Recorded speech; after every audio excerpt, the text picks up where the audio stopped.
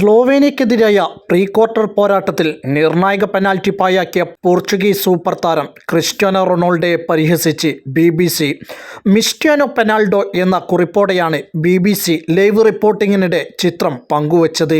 ഇതിനെതിരെ സമൂഹ മാധ്യമങ്ങളിൽ രൂക്ഷ വിമർശനം ഉയർന്നിട്ടുണ്ട്. അധിക സമയത്തേക്ക് നീണ്ട കളിയുടെ 103-ാം മിനിറ്റിലാണ് പോർച്ചുഗലിനെ തേടി പെനാൽറ്റി എത്തിയത്. പന്തുമായി ബോക്സിൽ ഡ്രിബിൾ ചെയ്തു കയറിയ ടിയാഗോ ജോട്ടയെ ഫൗൾ ചെയ്തതിന് ലഭിച്ച പെനാൽറ്റി എടുക്കാൻ നായകൻ ക്രിസ്റ്റ്യാനോയാണ് എത്തിയത്. കഴിഞ്ഞ കുറേ കളികളിൽ സ്പോട്ട് കിക്കുകളൊന്നും പായാക്കിയിട്ടില്ലാത്ത ക്രിസ്റ്റ്യാനോ തൊടുത്ത പെനാൽറ്റി കിക്കിനെ ഇടതുവശത്തേക്ക് ഡൈവ് ചെയ്ത ഗോൾ കീപ്പർ ജാൻ ഒബ്ലാക്ക് തട്ടിയകറ്റിയത് ഗാലറി അവിശ്വസനീയതയോടെയാണ് നോക്കി നിന്നത്. കണ്ണീരിൽ കുതിർന്ന റൊണാൾഡോയെയാണ് അധിക സമയത്തിൻ്റെ ഇടവേളയിൽ ക്യാമറ കണ്ണുകളിൽ കണ്ടത്.